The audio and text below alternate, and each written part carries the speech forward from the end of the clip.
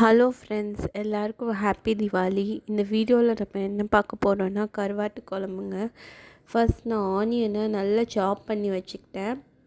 பூண்டை தோல் உரித்து அதை நல்லா இடித்து வச்சுக்கோங்க. ஏன்னா இடித்து போட்டால் இன்னுமே ஸ்பெஷலாக நல்லா டேஸ்ட்டாக இருக்கும். அண்ட் நான் புளியை ஊற வச்சுக்கிறேங்க. ஒரு எலுமிச்சைப்பழ சைஸ் புளி எடுத்துக்கோங்க. நம்ம இதில் தக்காளியை அரைச்சி தான் போட போகிறோம்.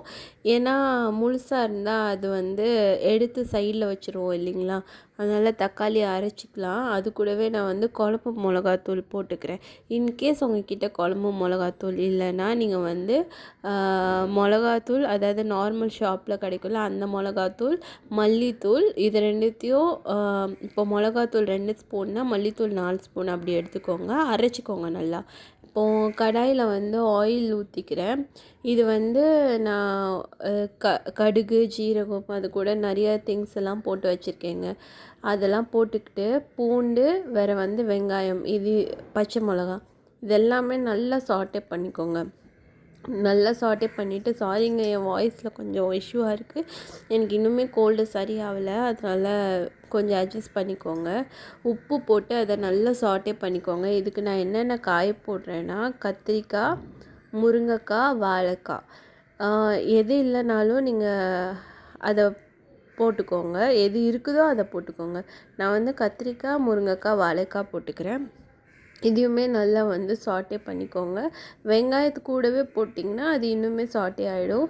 இதில் நான் என்னென்ன கருவாடு எடுத்திருக்கேன்னா வாழை கருவாடு அண்டு நெத்திலி கருவாடு, இது ரெண்டுமே எடுத்திருக்கேன்.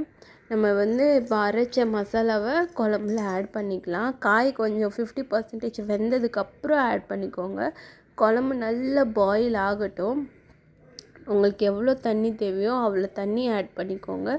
சால்ட் எப்போவுமே கம்மியாக போட்டுக்கோங்க. ஏன்னா நம்ம கருவாடில் கூட சால்ட் இருக்கும். அதனால் எப்போவுமே கருவாட்டு குழம்புக்கு லாஸ்ட் வரைக்கும் கருவாடு போட்டதுக்கப்புறம் நீங்கள் செக் பண்ணிவிட்டு எவ்வளோ உப்பு என்ன தேவைன்னு பார்த்து போட்டுக்கோங்க. நல்லா குழம்பு ரெடி ஆனவுடனே நம்ம என்ன பண்ணோம், புளி தண்ணி ஊற்றிட்டு மறுபடியும் கொதிக்க வச்சுட்டு அப்புறம் நீங்கள் லாஸ்ட்டாக கருவாடு ஆட் பண்ணிக்கோங்க. இல்லைன்னா கருவாடு கரைஞ்சிரும். அண்ட் லாஸ்ட்டாக கருவாடும் கொஞ்சம் வெந்ததுக்கப்புறம் கார்னிஷிங்க்கு நான் கொத்தமல்லி ஆட் பண்ணிக்கிறேன். பெப்பர் தூள், ஜீரகத்தூள் லாஸ்ட்டாக கண்டிப்பாக எந்த நான்வெஜ்ஜாக இருந்தாலும் நீங்கள் கடைசியில் பெப்பர் தூளும் ஜீரகத்தூளும் ஆட் பண்ணி அதை 5 மினிட்ஸ் மட்டும் இது பண்ணிவிட்டு கொதிக்க விட்டுட்டு ஆஃப் பண்ணிக்கோங்க. இதுதாங்க நம்ம கருவாட்டு குழம்பு. செஞ்சு சாப்பிட்டு பாருங்கள், சூப்பராக இருக்கும். தேங்க்யூ.